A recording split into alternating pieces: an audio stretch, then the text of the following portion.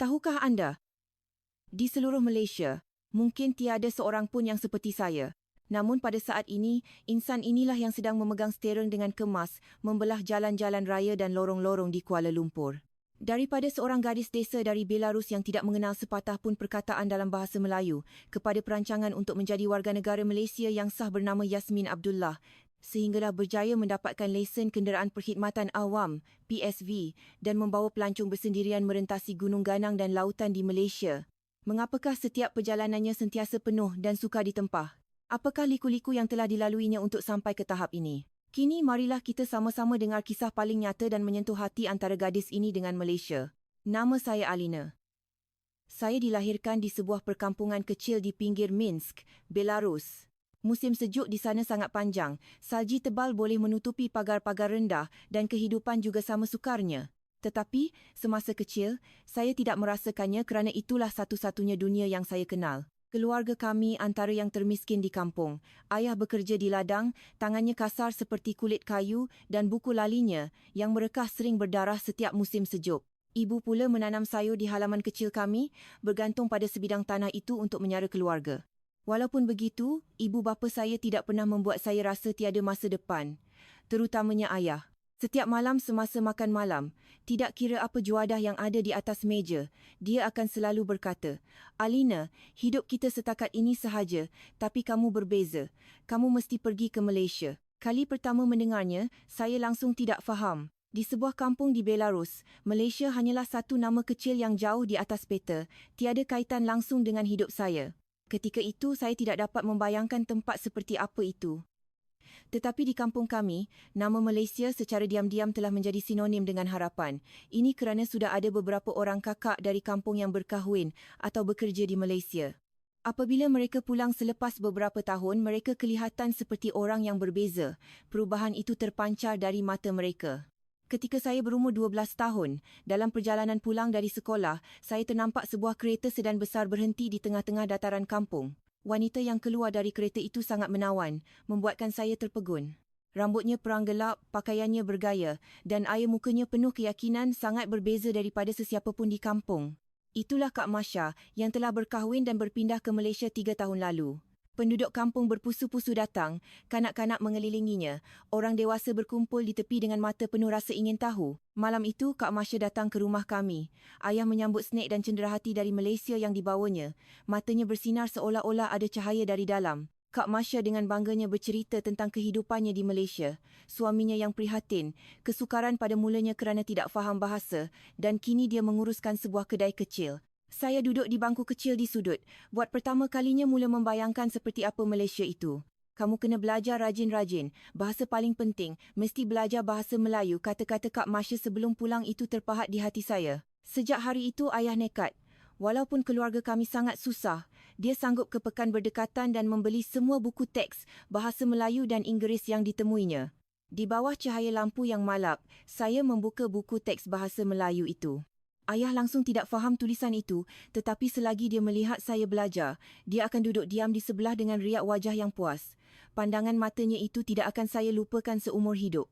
Pencapaian saya di sekolah biasa-biasa sahaja. Matematik, sains, sejarah tiada yang menonjol. Tetapi bahasa adalah pengecualian. Bahasa Inggeris saya belajar dengan guru di sekolah. Bahasa Melayu pula saya belajar sendiri, perkataan demi perkataan. Pada mulanya tulisan Rumi pun sudah cukup mencabar. Perkataan-perkataan itu bagaikan kod rahsia dari dunia lain bagi seorang gadis desa seperti saya. Setiap kali menulis, tangan saya kaku. Tetapi saya tidak berputus asa. Pandangan mata ayah sentiasa menjadi kekuatan untuk saya terus bertahan. Ketika saya berumur 16 tahun, orang kedua dari kampung kami yang ke Malaysia, Sofia, pulang. Kisah yang dibawanya lebih menakjubkan daripada Kak Masya. Internet di Malaysia sangat laju, bandarnya sangat bersih, pengangkutan awamnya sangat mudah sampai tak terbayang. Paling penting, di sana penuh dengan peluang. Tak kira dari mana kamu datang, asalkan berusaha, kamu boleh ubah nasib. Ketika Sofia berkata begitu, nadanya penuh keyakinan, seolah-olah dia telah melihat dan merasainya sendiri. Keyakinan itu lebih berkesan daripada sebarang penjelasan dan ia menusuk jauh ke dalam hati saya. Kak Sofia melihat buku-buku latihan bahasa Melayu saya. Matanya terbeliak. Tulisan kamu sangat bagus. Dengan tahap ini, kamu takkan ada masalah untuk menyesuaikan diri di Malaysia. Kata-kata itulah yang pertama kali memberi saya keyakinan sebenar. Selepas itu, pada usia 18 dan 19 tahun, saya menumpukan seluruh masa lapang saya pada bahasa. Saya mencari rancangan dan video dari Malaysia di internet, berlatih sebutan mengikut suara di skrin. Lama-kelamaan, intonasi saya menjadi lebih semula jadi dan saya semakin faham apa yang diperkatakan. Tetapi bahasa hanyalah permulaan. Saya sedar saya masih jauh ketinggalan. Budaya, sejarah, adat resam, Malaysia semua ini adalah bidang yang asing bagi saya. Jadi saya mula membaca semua bahan yang saya temui, mengisi minda saya dengan maklumat tentang Malaysia melalui pelbagai cara. Pada usia 20 tahun, ayah pergi ke Pekan, bertanya tentang peluang pekerjaan yang berkaitan dengan Malaysia. Setiap hari dia berjalan jauh, membawa pulang maklumat yang ditemuinya. Ketika itu, dia lebih bersungguh-sungguh daripada saya. Pada suatu petang, ayah pulang tergesa-gesa, matanya bersinar luar biasa. "Alina, peluang dah tiba. Sebuah agensi pelancongan di Malaysia sedang mencari pemandu pelancong warga asing." Jantung saya berdegup kencang. Benarkah? Adakah peluang untuk mengubah nasib benar-benar telah tiba? Ayah segera membantu saya menyediakan dokumen permohonan. Kami berdua duduk di bawah lampu, menyemak setiap butiran satu persatu.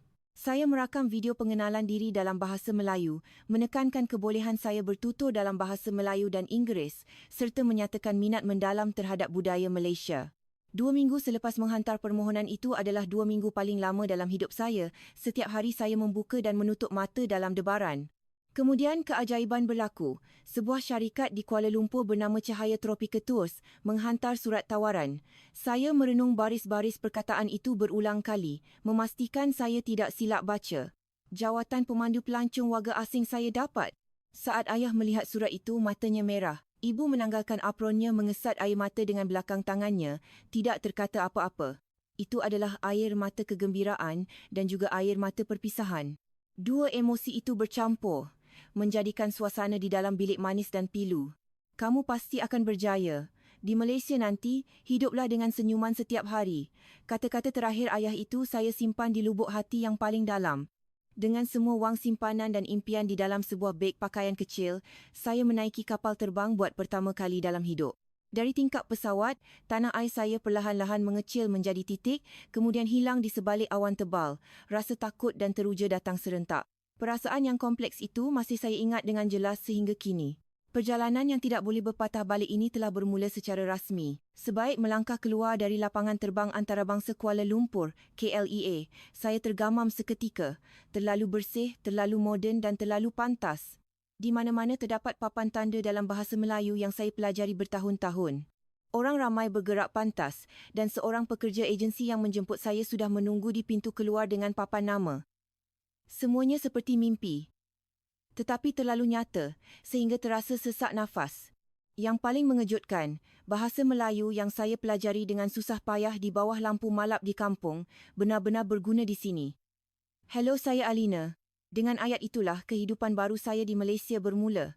Agensi menyediakan sebuah bilik studio kecil untuk saya. Ruangnya tidak besar, tetapi jauh lebih baik daripada keadaan di rumah lama saya di Belarus. Ada pancuran air panas, dapur gas dan pendingin hawa. Semua ini dianggap mewah di kampung halaman saya, tetapi di sini ia adalah kelengkapan biasa. Minggu pertama adalah tempoh penyesuaian. Agensi mengaturkan latihan asas, membawa saya melawat beberapa tarikan utama di Kuala Lumpur. Menara Berkembar Petronas, Batu Caves, Jalan Alor dan Dataran Merdeka. Setiap tempat membuka mata saya dan membuat saya mula belajar dengan serius sejarah dan makna budaya di sebaliknya. Tetapi untuk menjadi pemandu pelancong yang bertauliah, semangat sahaja tidak cukup. Pada mulanya, sebutan bahasa Melayu saya tidak begitu standard, dengan lohat asing yang jelas. Pemahaman saya tentang latar belakang budaya Malaysia juga tidak mendalam. Banyak soalan terperinci daripada pelancong yang saya tidak dapat jawab dengan lancar. Saya tahu kelemahan saya, jadi saya tidak pernah berehat. Waktu malam, saya membaca buku sejarah Malaysia. Pagi-pagi, saya berlatih sebutan. Saya sentiasa bertanya kepada senior di agensi, mencatat setiap soalan dalam buku nota kecil dan menyemaknya semula di rumah. Kumpulan pelancong pertama yang saya bawa secara rasmi adalah sebuah keluarga dari Amerika. Sebelum bertolak, jantung saya hampir melompat keluar. Walaupun suara saya sedikit bergetar, mereka menyambut sapaan saya dengan sangat mesra, membuat saya sedikit tenang. Saya membawa mereka dari satu tempat ke satu tempat menggunakan bahasa Melayu dan Inggeris secara bergilir-gilir. Cara ini nampaknya menarik bagi mereka. Namun pada hari pertama masih ada kesilapan. Saya terkeliru antara Tugu Negara dan Dataran Merdeka dan ada beberapa tarikh sejarah yang saya sebut salah. Setiap kali melakukan kesilapan, saya akan memohon maaf dengan ikhlas dan berusaha lebih gigih di destinasi seterusnya. Keluarga Amerika itu sangat bertimbang rasa. Mereka bukan sahaja tidak merungut, malah memberikan ulasan yang sangat baik pada akhirnya.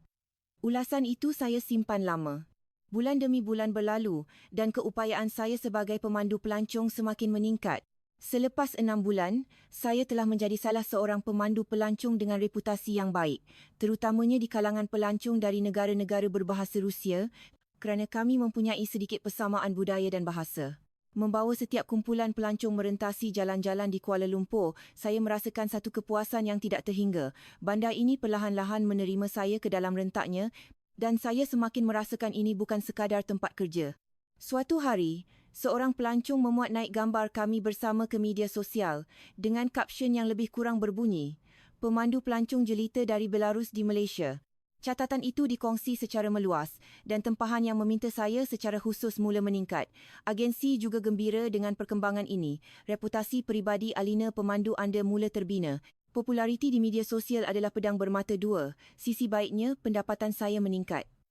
Setiap kali ada tempahan khas, saya akan mendapat bonus tambahan. Dengan pendapatan ini, saya boleh menghantar wang kepada ibu bapa saya di Belarus setiap bulan. Di hujung talian, ayah menangis sambil berkata dia telah menunggu saat ini seumur hidupnya. Kata-kata itu membuatkan saya tidak dapat tidur malam di perantauan.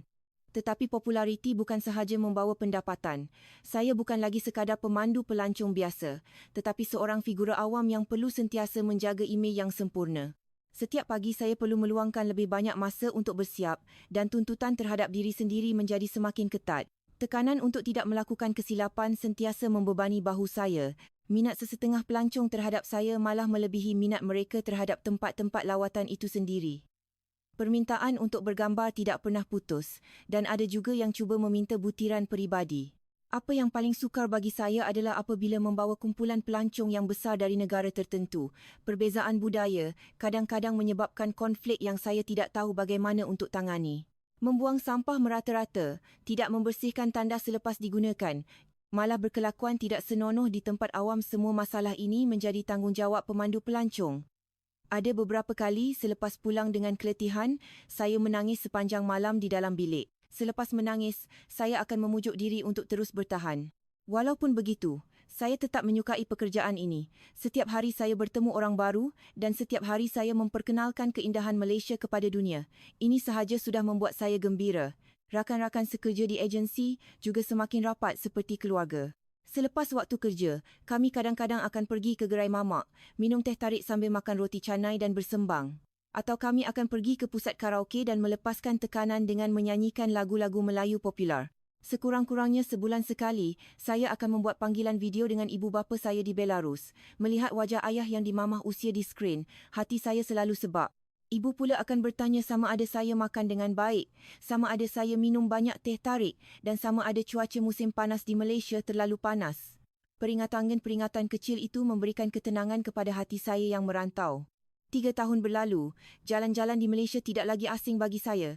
Saya dapat merasakan pulau ini perlahan-lahan menerima saya ke dalam pelukannya. Dan saya semakin sedar, saya ingin benar-benar berakar umbi di sini. Bukan sebagai seorang penumpang, bukan sebagai orang luar, tetapi sebagai sebahagian daripada tanah ini. Pada suatu malam, selepas genap 3 tahun bekerja, saya duduk sendirian di bilik dan tidak dapat tidur. Di luar tingkap, cahaya lampu Kuala Lumpur berkelip-kelip dan dari bawah kedengaran bunyi bising pasar malam yang hampir ditutup. Saya merenung sailing dan satu fikiran menjadi semakin jelas, begitu jelas sehingga tidak boleh diabaikan. Saya ingin menjadi rakyat Malaysia yang sebenar. Keputusan untuk memohon kerakyatan dibuat pada saat itu.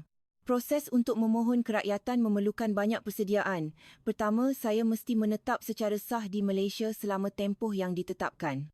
Saya juga perlu membuktikan kestabilan kewangan dan mempunyai rekod pembayaran cukai yang lengkap. Selain itu, saya perlu lulus ujian Bahasa Melayu dan ujian pengetahuan mengenai Malaysia. Mujurlah, selepas 3 tahun sebagai pemandu pelancong, pengetahuan sejarah saya telah terkumpul secara semula jadi. Namun, saya tetap mula belajar dengan lebih sistematik. Selepas kerja, tidak kira betapa letihnya, saya akan membuka buku sejarah Malaysia daripada budaya orang asli kepada zaman Kesultanan Melayu Melaka, zaman penjajahan sehinggalah proses kemerdekaan dan pembentukan negara. Semakin saya membaca, semakin saya sedar betapa kaya dan mendalamnya kisah tanah ini membuatkan saya rasa hormat dari lubuk hati. Sepanjang proses persiapan, perbualan saya dengan ibu bapa menjadi lebih kerap. Ayah memberikan sokongan penuh. Itu impian ayah dan juga impian kamu. Pergilah lakukannya. Kamu sentiasa betul. Suara serak ayah di hujung talian membuatkan mata saya berkaca dalam kegelapan malam.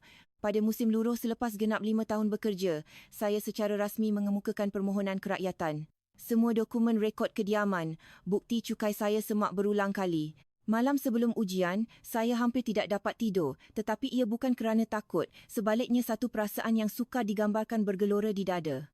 Selepas bertahun-tahun, perjalanan ini akhirnya hampir sampai ke satu titik penting. Di Dewan Peperiksaan, saya duduk dan menarik nafas dalam-dalam. Setiap soalan di atas kertas itu seolah-olah imbasan kehidupan saya beberapa tahun ini. Saya menjawab dengan yakin kerana jawapan-jawapan itu sudah lama ada di dalam hati. Pada hari surat kelulusan tiba, saya sedang berehat di tandas agensi. Beberapa perkataan yang tertera di skrin telefon membuatkan saya terus menangis. Saya memegang telefon dengan kedua-dua belah tangan. Air mata tidak berhenti mengalir. Saya bersembunyi di ruang kecil itu dan menangis sepuas-puasnya. Saya secara rasmi telah menjadi warga negara Malaysia. Saya juga mempunyai nama baru. Yasmin Abdullah. Apabila saya menelefon ibu bapa, ayah menangis teresak-esak di hujung talian. Ayah dah berjaya.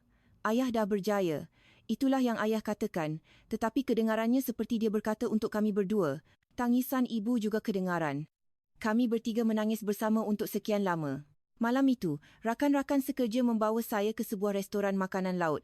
Mereka memesan satu meja penuh dengan lauk pauk. Kami minum dan bersorak meraikannya. Melihat hidangan Melayu dan snack dari Belarus yang saya bawa dari rumah diletakkan bersebelahan, saya merasakan satu perasaan yang aneh. Saya adalah insan yang memeluk dua budaya. Identiti ini mungkin membuatkan saya lebih faham betapa beratnya makna rumah. Selepas itu, dalam perjalanan pulang dengan teksi, saya melihat jalan-jalan Kuala Lumpur pada waktu malam. Satu fikiran timbul. Ayah telah membina jalan ini untuk saya dan saya telah melaluinya selangkah demi selangkah. Kini tibalah masanya untuk saya mencari apa yang benar-benar ingin saya lakukan. Sebenarnya, selama beberapa tahun membawa pelancong, ada satu tempat yang pandangan saya selalu tertumpu, tempat duduk pemandu bas persiaran. Di Cahaya Tropika Tours, ada seorang pemandu bernama Abang Zul. Dia telah memandu bas selama 20 tahun. Setiap jalan di Kuala Lumpur, dia boleh laluinya dengan mata tertutup. Pernah sekali saya tersilap arah menyebabkan seluruh bas terpaksa membuat pusingan jauh. Tetapi Abang Zul langsung tidak panik. Dengan tenang dia berkata, "Tak apa, Cik Yasmin. Dari sini kita boleh pusing balik. Jangan risau." Ketenangan dan kesabarannya itu membuatkan saya sentiasa teringat akan susuk tubuhnya. Saya memutuskan untuk mengambil lesen PSV. Saya mencari maklumat sekolah memandu dan mendaftar di sebuah sekolah yang paling dekat dengan rumah. Hari pertama di sekolah memandu, semua mata tertumpu pada saya. Seorang wanita asing ingin mengambil lesen bas memang sesuatu yang luar biasa. Nak ambil lesen bas? Bukan senang tahu. Susah ni, kata pegawai pendaftaran dengan nada separuh percaya. Saya memberitahunya saya adalah warga negara Malaysia, Yasmin Abdullah, dan saya bertekad untuk menjadi pemandu bas persiaran. Dia terdiam seketika, kemudian membantu saya mendaftar. Ujian teori berjalan lancar. Peraturan jalan raya dan keselamatan sudah saya hafal sejak mengambil lesen kereta. Tetapi ujian amali adalah satu cabaran yang berbeza. Bas persiaran sepanjang lebih 12 meter sangat berbeza daripada kereta. Perasaan semasa membelok sahaja sudah lain. Setiap kali melalui laluan SC dan ujian memusing, saya selalu gagal. Ujian amali pertama saya gagal. Terlalu gemuruh saya terlanggar kon semasa membelok. Bunyi itu membuatkan hati saya luluh. Kali kedua saya gagal lagi. Kali ini saya tertekan garisan semasa meletakkan bas. Beza sedikit sahaja, tetapi sedikit itu bermakna gagal. Rasa kecewa datang bertubi-tubi. Mampukah saya melakukannya? Soalan itu bermain-main di fikiran. Ketika itulah Abang Zul menghubungi saya. Dia terdengar saya sedang bersiap untuk mengambil lesen dan menawarkan bantuan. Habis kerja nanti, kita pergi ke tempat letak kereta yang kosong. Awak pandu, saya temankan. Kata-katanya memberi saya kekuatan semula. Sejak itu, setiap hari selepas kerja, tidak kira betapa letihnya, saya dan Abang Zul akan berlatih di tempat letak kereta yang lapang, pegang steering tu longgar sikit. Bas lain dengan kereta, kena bagi dia ruang. Pelan-pelan, jangan gopoh. Setiap nasihat Abang Zul saya catat dalam hati. Pagi hari ujian ketiga, saya menarik nafas dalam-dalam sebelum masuk ke litar. Saya teringat kata-kata Abang Zul, jadikan diri kamu satu dengan bas ni. Jangan gopoh, pelan-pelan. Tanpa disangka, degupan jantung saya menjadi stabil, tangan saya juga tidak lagi menggeletar, dan saya lulus. Saat saya menerima lesen itu, rasanya seperti menerima sijil kerakyatan kedua. Dengan lesen di tangan, langkah seterusnya adalah mendapatkan peluang untuk memandu. Saya berjumpa dengan pemilik syarikat, Encik Razak, dan mengemukakan satu cadangan yang berani. Biarkan saya menjadi pemandu dan pemandu pelancong serentak. Ini akan menjimatkan kos dan kita boleh membangunkan pakej baru di bawah nama saya Alina pemandu anda. Encik Razak berfikir sejenak, kemudian mengangguk. Syaratnya cuma satu. Saya perlu mengikuti Abang Zul selama 3 bulan untuk menimba pengalaman sebenar sebelum dibenarkan memandu sendirian. Kehidupan sebagai pemandu pelatih bermula pada hari itu.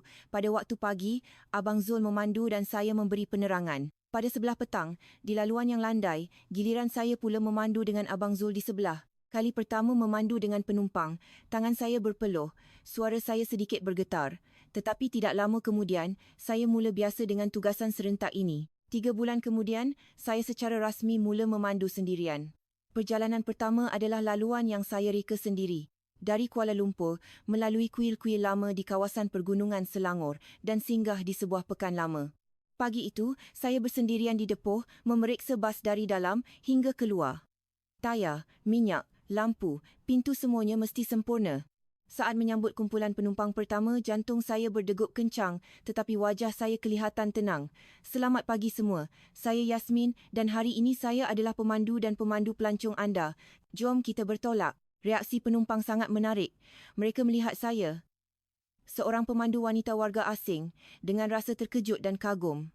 Tetapi rasa ingin tahu itu segera hilang digantikan dengan pemanduan yang lancar dan penerangan yang fasih. Pada akhir perjalanan, seorang wanita berusia datang dan memegang tangan saya. Terima kasih. Hari ini adalah perjalanan bas paling istimewa dan paling selamat yang pernah saya naiki. Pada saat itu, saya tahu pilihan saya adalah tepat. Alina pemandu anda dengan cepat menjadi bualan di internet. Konsep unik memandu sendiri, memberi penerangan sendiri ini menarik minat ramai orang. Tempahan sentiasa penuh dan kedudukan saya di syarikat semakin kukuh. Pendapatan saya meningkat dan wang yang saya hantar kepada ibu bapa juga bertambah. Sudah tentu bukan semuanya berjalan lancar. Memandu untuk jangka masa panjang ditambah dengan tekanan membawa kumpulan pelancong keletihan fizikal itu nyata. Setiap hari badan saya terasa berat seperti pelumbum. Apabila duduk, saya tidak mahu bergerak lagi. Dengan kumpulan pelancong Jepun, timbul pula masalah lain. Beberapa orang pelancong berasa tidak selesa dengan seorang wanita memandu bas besar sendirian. Pada mulanya, prasangka itu membuat saya marah. Tetapi saya memberitahu diri sendiri, buktikan dengan kemahiran lebih baik daripada berdebat. Pada akhir perjalanan, salah seorang daripada mereka datang dan menunduk memohon maaf. Pada mulanya saya sedikit risau, tetapi perjalanan ini sangat selamat dan selesa. Terima kasih banyak-banyak. Pada saat itu, saya merasakan kepuasan yang tidak terhingga. Ada juga seorang pelancong Amerika yang boleh berbahasa Rusia. Selepas perjalanan tamat, dia tidak mahu pergi dan terus menunggu di lobi hotel. Akhirnya saya terpaksa meminta bantuan pengawal keselamatan syarikat. Sejak hari itu, saya menjadi lebih berwaspada tentang keselamatan diri. Ketika inilah syarikat mengalami perubahan besar. Encik Razak tiba-tiba mengumumkan persaraannya. Selepas lebih 20 tahun bersama syarikat, dia memutuskan untuk melepaskan jawatan. Berita ini mengejutkan semua orang. Sejak hari pertama saya menjejakkan kaki di Malaysia, Encik Razak sentiasa melayan saya dengan baik membuatkan saya, seorang pendatang dari Belarus, merasa diterima. Dialah orang pertama yang mempercayai dan memberi saya peluang. Pada majlis perpisahan, ketika Encik Razak memberikan ucapan, dia berhenti sejenak dan memandang saya. Makna pandangan itu tidak saya fahami ketika itu, tetapi kemudiannya saya faham. Penggantinya adalah anak lelakinya, Amir, 35 tahun, lulusan sarjana pengurusan perniagaan dari Amerika Syarikat. Dia pernah bekerja beberapa tahun di syarikat multinasional. Dia jarang datang ke syarikat, jadi kami tidak banyak peluang untuk berbual. Pada hari pertama Amir mengambil alih, dia mengadakan pertemuan 4 mata dengan setiap pekerja.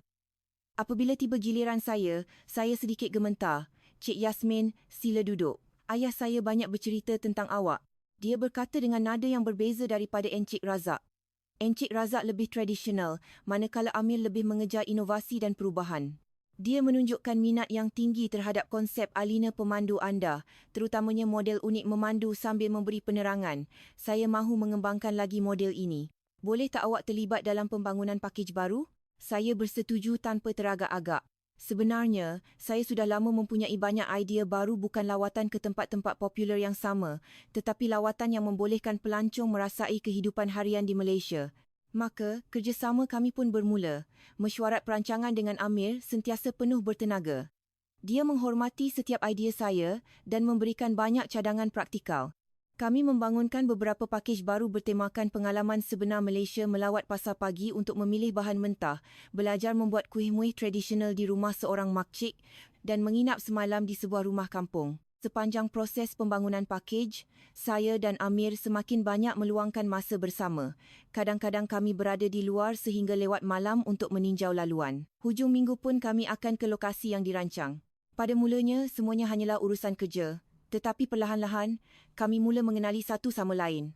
Rupa-rupanya, walaupun Amir mendapat pendidikan di Barat, dia sangat meminati budaya tradisional Malaysia. Yang mengejutkan, dia boleh bertutur sedikit dalam bahasa Rusia. Dia pernah menjadi pelajar pertukaran di Moskow selama 6 bulan. Pada suatu petang selepas kerja, kami makan malam bersama. Selepas beberapa gelas bir, kami mula berbual panjang. Amir bertanya mengapa saya datang ke Malaysia. Saya menceritakan segalanya impian ayah saya dan setiap langkah yang telah saya lalui. Dia mendengar dengan senyap, kemudian berkata, "Awak sangat hebat. Saya cemburu dengan keberanian awak. Saya selama ini hanya mengikut jalan yang telah diatur oleh ayah saya." Kata-kata itu membuatkan saya merasakan satu persamaan yang aneh. Latar belakang kami sangat berbeza, tetapi perasaan hidup di bawah jangkaan ibu bapa rupa-rupanya sangat serupa. Bezanya, dia memilih untuk terus berjalan di laluan itu, manakala saya memilih untuk membuka jalan sendiri. Selepas hari itu, suasana antara kami mula berubah secara diam-diam. Suatu hari, Amir bertanya, "Minggu depan, ada seorang tetamu penting akan datang. Boleh tak awak uruskan lawatan khas untuknya?" Saya bersetuju. Tetamu itu adalah ketua editor sebuah majalah pelancongan Amerika. Jika laporan mengenai lawatan itu diterbitkan, ia akan memberi publicity yang hebat kepada syarikat. Pada hari itu, saya memberikan yang terbaik. Ketua editor itu sangat berpuas hati, terutamanya dengan format memandu sambil memberi penerangan. Selepas lawatan tamat, Amir menggenggam tangan saya dan mengucapkan terima kasih. Pada saat itu, pandangan kami bertemu dan ada sesuatu di hati saya yang bergetar. Seminggu kemudian, majalah pelancongan Amerika itu menerbitkan satu laporan khas bertajuk Pengalaman Baru Pelancongan Malaysia, pemandu pelancong yang memandu sendiri, berserta gambar dan wawancara saya. Syarikat mengadakan parti untuk meraihkannya. Ketika berucap, Amir secara khusus mengucapkan terima kasih kepada saya. Di pertengahan parti, Encik Razak tiba-tiba muncul, mengejutkan semua orang. Dia memandang Amir dan saya silih berganti dengan senyuman yang penuh makna.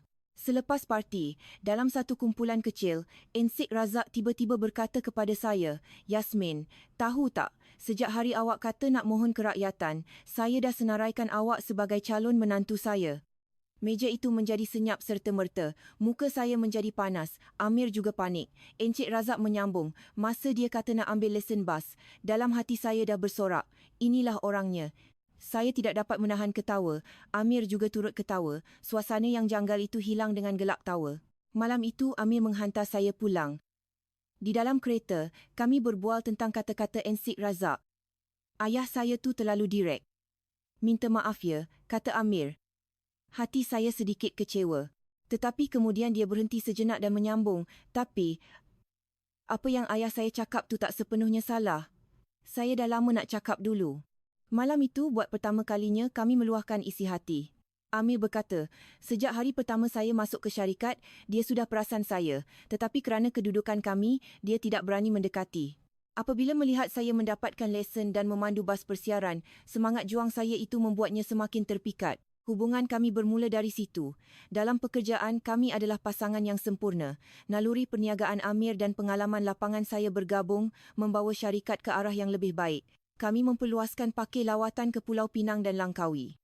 Saya juga mula bertanggungjawab melatih pemandu pelancong warga asing yang baru, berkongsi pengalaman saya. Selepas 6 bulan, kami mengumumkan hubungan kami kepada rakan-rakan sekerja.